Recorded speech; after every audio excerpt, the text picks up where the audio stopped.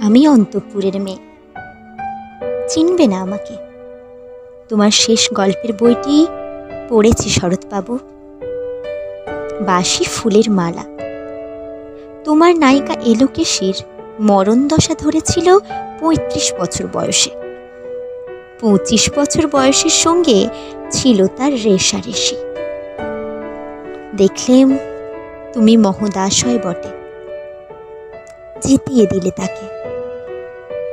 নিজের কথা বলি, বয়স আমার অল্প। একজনের মন ছুঁয়েছিল আমার এই কাঁচা বয়সের মায়া, তাই জেনে পুলক লাগতো আমার দেহে।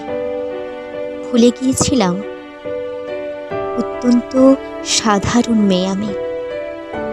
আমার মতো এমন আছে হাজার হাজার মেয়ে, অল্প বয়সের মন্ত্র তাদের যৌবনে। তোমাকে দোহাই দিই, একটি সাধারণ মেয়ের গল্প লেখো তুমি। বড় দুঃখ তারও স্বভাবের গভীরে অসাধারণ যদি কিছু তলিয়ে থাকে কোথাও, কেমন করে প্রমাণ করবে সে? এমন কজন মেলে যারা তা ধরতে পারে?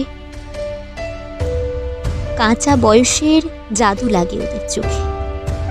মন যায় না সত্যের খোঁজে, আমরা বিকিয়ে যাই মরীচিকার দামে।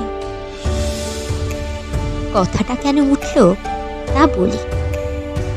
মনে করো, তার নাম নরেশ।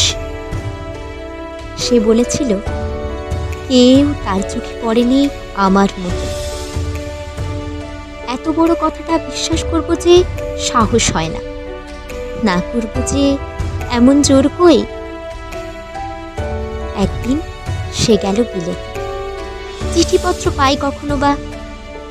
মনে মনে ভাবি, রাম রাম, এত মেয়েও আছে সে দেশে, এত তাদের ঠেলাঠেলি ভিড়, আর তারা কি সবাই অসামান্য?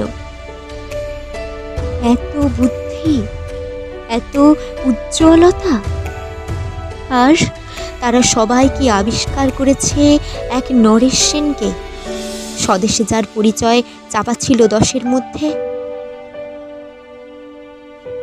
গ্যালোমেলের চিঠিতে লিখেছে লিজির সঙ্গে গিয়েছিল সমুদ্রে নাইতে। বাঙালি কবির কবিতা কলাইন দিয়েছে তুলে, সেই যেখানে উর্বশী উঠেছে সমুদ্র থেকে। তারপরে বালির করে বসলো পাশাপাশি। সামনে দুলছে নীল সমুদ্রের ঢেউ, আকাশে ছড়ানো নির্মল সূর্য আলো। লিজি তাকে খুব আস্তে আস্তে বললে, এই সেদিন তুমি এসেছ, 2 দিন পরে যাবে চলে। ঝিনুকের 2টি খোলা, মাঝখানটুকু ভরা থাক একটি নিরেট অশ্রুবিন্দু দিয়ে। দুর্লভ, মূল্যহীন। কথা বলবার কি অসামান্য ভঙ্গি! সেই সঙ্গে নরেশ লিখেছে, কথাগুলি যদি বানানো হয় দোষ কি, কিন্তু চমৎকার। হিরে বসানো সোনার ফুল কি সত্য, তবু কি সত্য নয়? বুঝতেই পারছো, একটা তুলনার সংকেত ওর চিঠিতে অদৃশ্য কাঁটার মতো আমার বুকের কাছে বিধিয়ে দিয়ে জানায়, আমি অত্যন্ত সাধারণ মেয়ে। মূল্যবানকে পুরো মূল্য চুকিয়ে দিই, এমন ধন নেই আমার হাতে। ওগো, না হয় তাই হলো, না হয় ঋণেই রইলেম চিরজীবন। পায়ে পড়ি তোমার, একটা গল্প লেখো তুমি শরৎবাবু, নিতান্ত সাধারণ মেয়ের গল্প, যে দুর্ভাগিনীকে দূরের থেকে পাল্লা দিতে হয় অন্তত 5-7 জন অসামান্যার সঙ্গে, অর্থাৎ সপ্তরথিনীর মার। বুঝে নিয়েছি আমার কপাল ভেঙেছে, হার হয়েছে আমার। কিন্তু তুমি যার কথা লিখবে তাকে জিতিয়ে দিও আমার হয়ে। পড়তে পড়তে বুক যেন উঠে ফুলে। ফুল চন্দন পড়ুক তোমার কলমের মুখে। তাকে নাম দিও মালতী। ওই নামটা আমার। ধরা পড়বার ভয় নেই, এমন অনেক মালতী আছে বাংলাদেশে। তারা সবাই সামান্য মেয়ে। তারা ফরাসি জার্মান জানে না, কাঁদতে জানে। কি করে জিতিয়ে দেবে? উচ্চ তোমার মন, তোমার লিখনি মহীয়সী। তুমি হয়তো ওকে নিয়ে যাবে ত্যাগের পথে, দুঃখের চরমে, শকুন্তলার মতো। দয়া করো আমাকে, নেমে এসো আমার সমতলে। বিছানায় শুয়ে শুয়ে রাত্রির অন্ধকারে দেবতার কাছে যে অসম্ভব বর মাগি, সে বর আমি পাব না। কিন্তু পাই যেন তোমার নায়িকা। রাখো না কেন নরেশকে 7 বছর লন্ডনে, বারে বারে ফেল করুক তার পরীক্ষায়। আদরে থাক আপন উপাসিকা মণ্ডলীতে।